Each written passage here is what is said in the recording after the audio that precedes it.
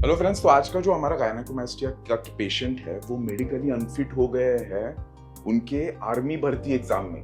तो आप सोचिए, जो बंदा आर्मी हो या पुलिस भर्ती के एग्जाम के लिए जा रहा है वो पिछले 2-3 सालों से physical exercises, gym, running, diet ये सारा कर रहा है एंड अल्टीमेटली वो मेडिकल एग्जाम में अनफिट हो गए।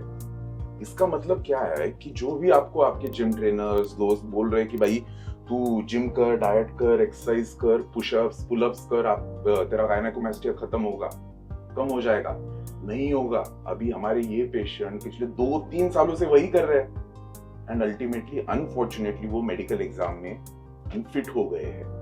तो अभी उन्हें मेडिकल एग्जामिनर्स ने 4-5 हफ्ते दिए कि भाई आप जाके इस कंडीशन को ट्रीट करके आइए। सो हमने इमीडिएटली डिसीजन लिया कि will go ahead with the surgery. अभी हम सर्जरी शुरू करेंगे and we will get him rid of this condition.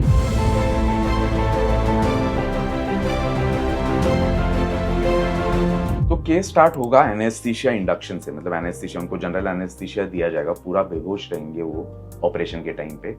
Operation में सबसे पहला स्टेप होता है क्लीनिंग, पेंटिंग एरिया पूरा स्टेराइल किया जाएगा, क्लीन किया जाएगा, ड्रेप किया जाएगा and then will start with the case में पहला स्टेप रहता है इंसिजन्स 2 जगह पे रहते हैं ऑन ईच साइड।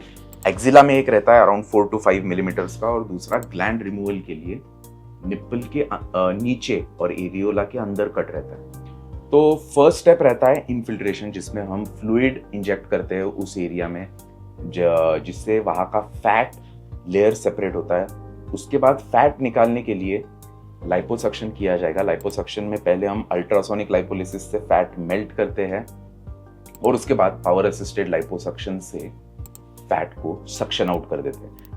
तो इसमें पावर असिस्टेड लाइपोसक्शन में ये कैनुला रहता है जिसके आगे ओपनिंग रहता है और जब ये स्किन के अंदर जाता है सबक्यूटेनियस स्पेस में तब ये टू एंड फ्रो ऐसे मोशन करता है। तो इस वाइब्रेटरी मोशन से भी फैट इजीली डिसलॉज होता है एंड इट इज सक्शनड आउट। इस कैनुला के एंड को एक सक्शन ट्यूबिंग अटैच्ड होता है जो उस प्रेशर को कैनुला के एंड तक डिलीवर करता है, फैट को सक कर लेता है। वैसे इस पेशेंट में ज़्यादा फैट है नहीं, क्योंकि इज ऑलरेडी एथलेटिक, आर्मी के लिए वो ट्राई कर रहे हैं, इसलिए फैट परसेंटेज ज़्यादा नहीं है।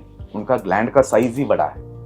एक बार लाइपोसक्शन हो गया तो फिर ये अभी हमें ये बड़ा ग्लैंड निकालना है। बट बड़ा ग्लैंड निकालने के लिए मुझे दिक्कत ये है कि मैं बड़ा कट नहीं रख सकता, क्योंकि बड़ा कट रखा तो स्कार बड़ा आएगा, हीलिंग डिले होगी, हीलिंग लेट होगी और उनको वापस 5 हफ्तों के बाद री मेडिकल एग्जामिनेशन के लिए जाना है। तो I have to keep the cut as small as possible. तो will try to keep the cut less than 1 centimetre और उसी से हम उनका ग्लैंड निकालेंगे। ग्लैंड निकालने के बाद लास्ट स्टेप होता है जो कट्स है उस पर 1-2 टाके आएंगे and then it's done. Compression dressing होगा, ड्रेसिंग के बाद एनेस्थीसिया से वो बाहर आएंगे and he will be shifted to his room. तो दोस्तों, सर्जरी हो गया है ऑलरेडी। हमारा पेशेंट एथलेटिक बिल्ट है, थिन था, बट इनका ग्लैंड का साइज बहुत बड़ा था, अबाउट लेस देन 1 सेंटीमीटर का स्कार है। सर्जरी खत्म हो गया, स्कार भी दिखेगा नहीं 2-3 हफ्तों में। उनको 4-5 हफ्ते दिए हैं तो उस टाइम तक स्कार भी दिखेगा नहीं and now he is medically fit for army भर्ती में। अब इनको कुछ प्रॉब्लम नहीं आएगा। तो I will be more than happy कि उनके इस जर्नी में मैंने थोड़ा भी कंट्रीब्यूट किया होगा। तो thank you and I will see you in the next surgery.